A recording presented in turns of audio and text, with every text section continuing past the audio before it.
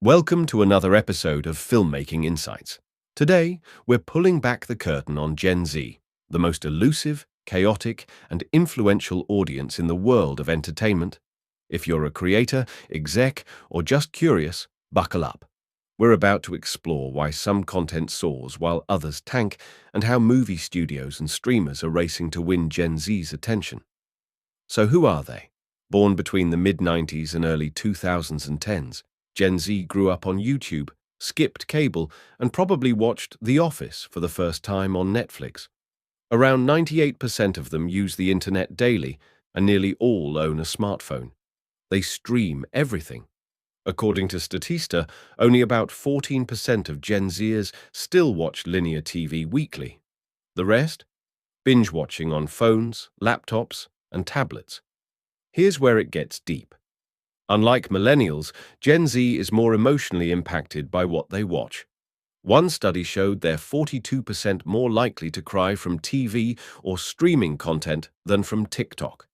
Why does that matter? Because this generation craves emotional resonance, real characters, real stakes. If your story feels hollow or contrived, they'll scroll away in seconds.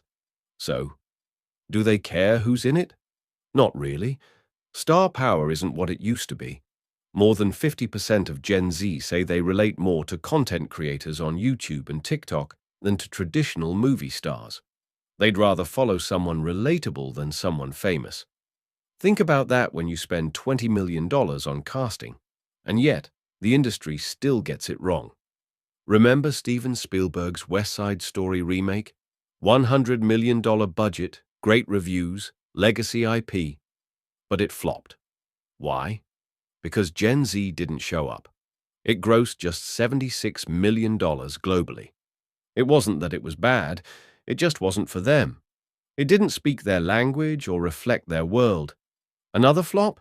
Judy Moody and the Not Bummer Summer. Sure, it's old now, but the $20 million budget barely scraped $15 million at the box office. Again, Gen Z wasn't buying what the studios were selling.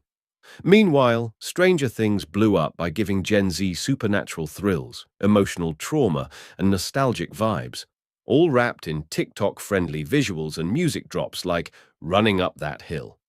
Same goes for Everything Everywhere All at Once. Weird, wild, emotionally raw, and absolutely loved by younger viewers.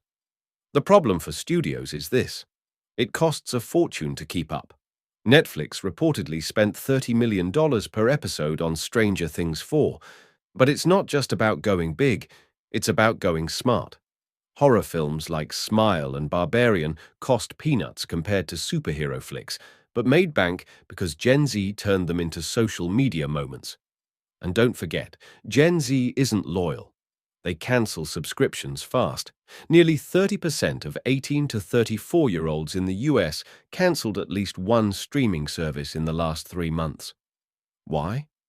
Too expensive, too boring, too much noise. They want variety, diversity, and something that speaks to them. That's why ad-supported models and student discounts are back in fashion. Studios are adapting, bundling shows, cross-promoting on TikTok, creating characters that trend before a show even premieres. So, how do you win Gen Z over? You tell stories that matter. You cast talent that reflects the world they live in. You market where they live, online, and you do it with authenticity. No gimmicks, no fakes, just substance with style. That's a wrap on today's episode of Filmmaking Insights. If you got value out of this, make sure to subscribe to our YouTube channel and visit us at 4dlegacystudios.com for more behind-the-scenes gems, tools, and insight for the modern filmmaker. Until next time, keep creating, keep evolving, and never forget who you're making it for.